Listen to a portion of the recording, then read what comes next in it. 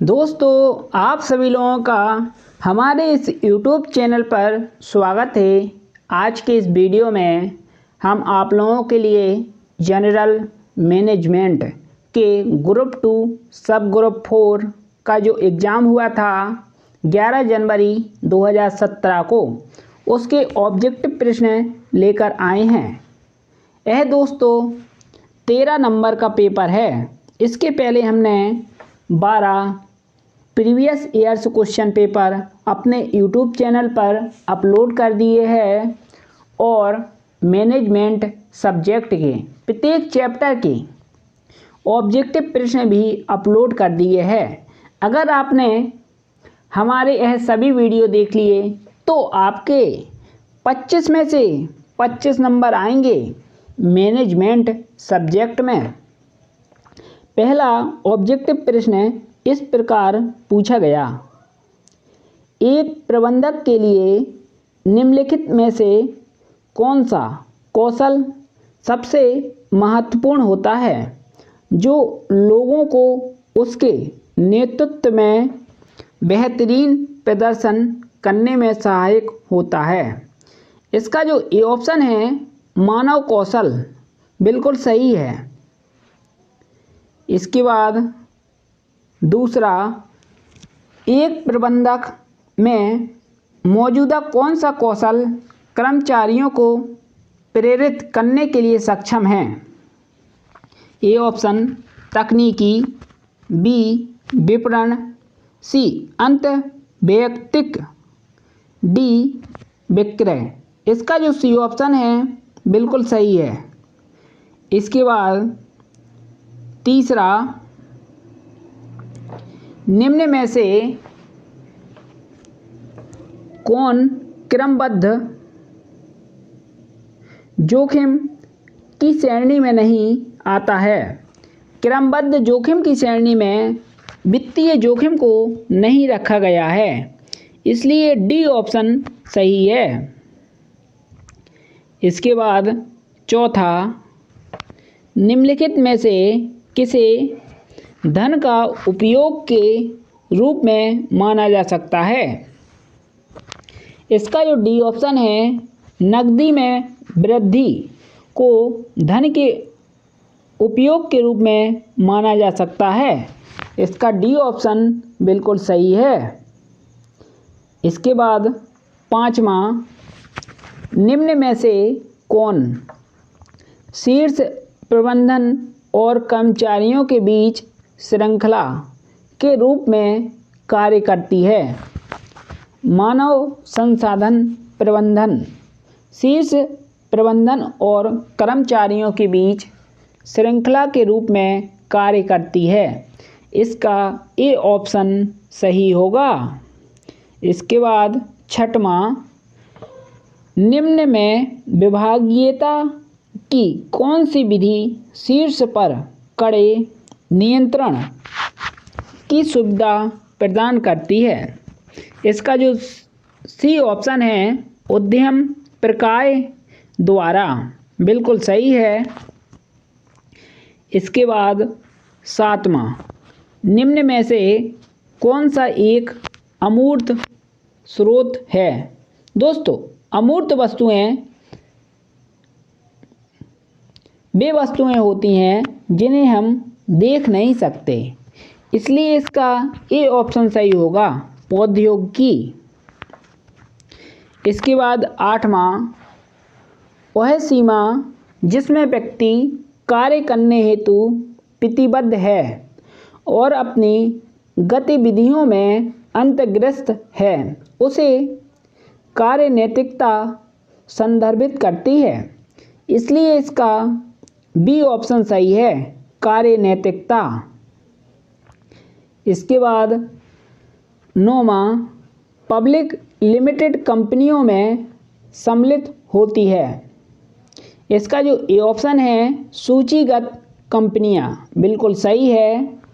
इसके बाद अगला पूछा गया 10वां, लाभ एवं हानि विनियोजन लेखा तैयार किया जाता है।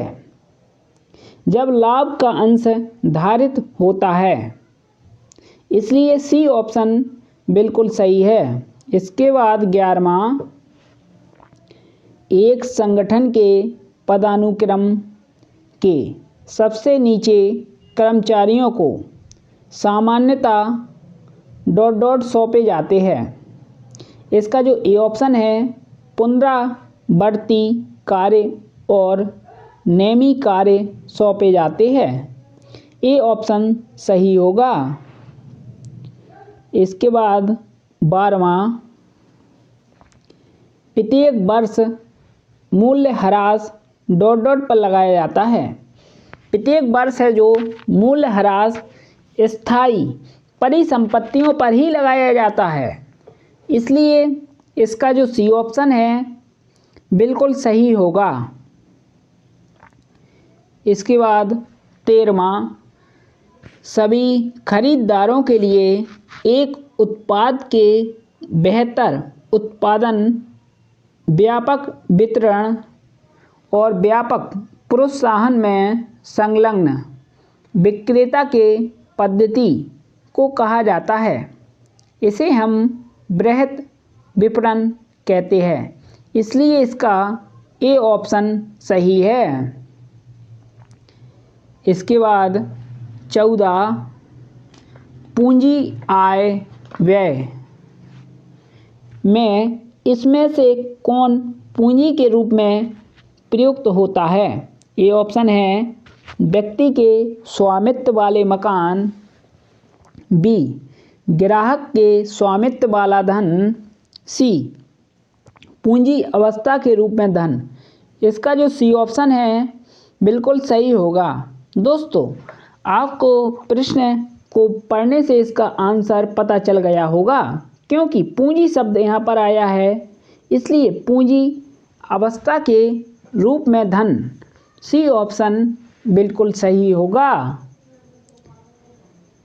इसके बाद 15वां, किसी विशेष लक्ष्य को प्राप्त करने के लिए प्रदर्शित की जाने वाली गतिविधियों के क्रम को अनुसूचन अभिनिर्धारित करता है।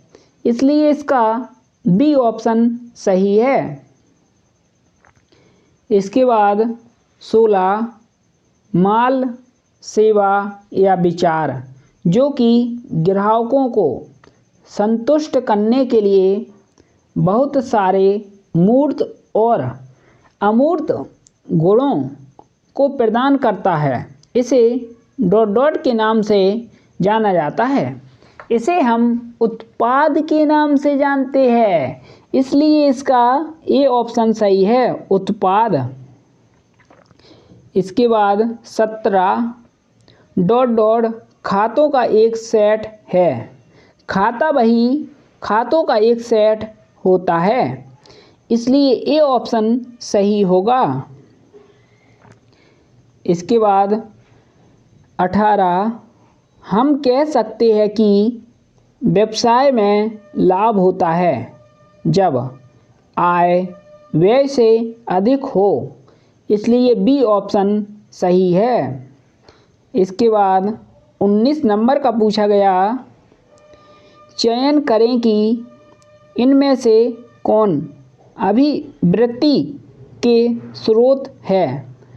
पहला, परिवार के सदस्य, दूसरा, संदर्भ समूह, तीसरा, साथियों के समूह का प्रभाव, चौथा, सामाजिक और सीखने की प्रक्रिया।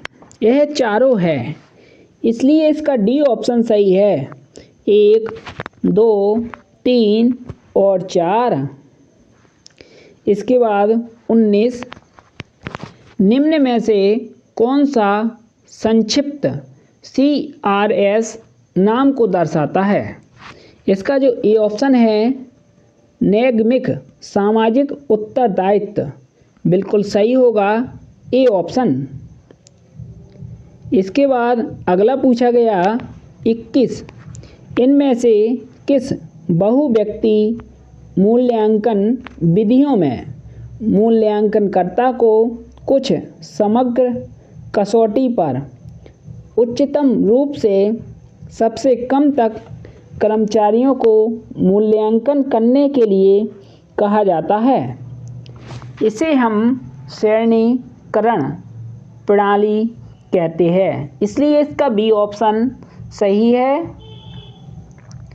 इसके बाद 22, जब प्रबंधन के प्रकार उनके तार्किक अनुक्रम में रखे जाते हैं तब इसे क्या कहा जाता है?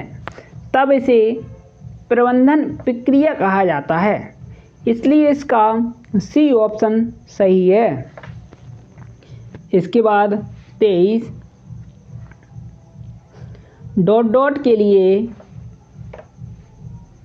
बीआरएस बैंक समाधान तैयार किया जाता है। इसका जो ए ऑप्शन है, बैंक विवरण के अनुसार बैलेंस और रोकड़ बही के अनुसार बैलेंस में अंतर को पहचानने हेतु, इसलिए ए ऑप्शन सही है।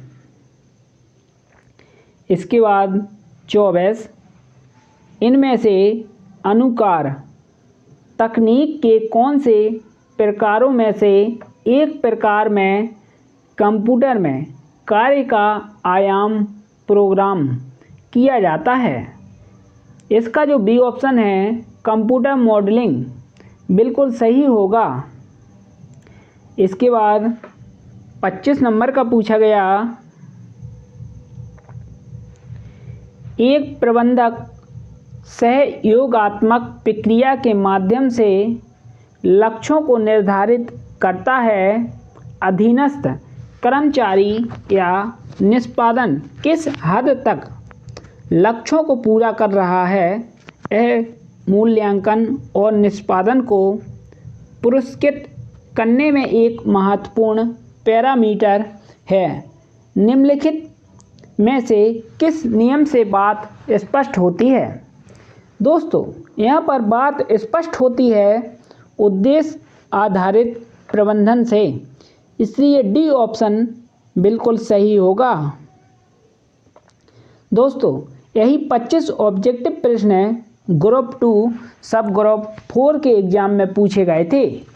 अगर आपको पीडीएफ चाहिए तो आप कमेंट बॉक्स में मैसेज कर दीजिएगा। दोस्तों, धन्यवाद। जय हिंद, जय भारत, वंदे मातरम।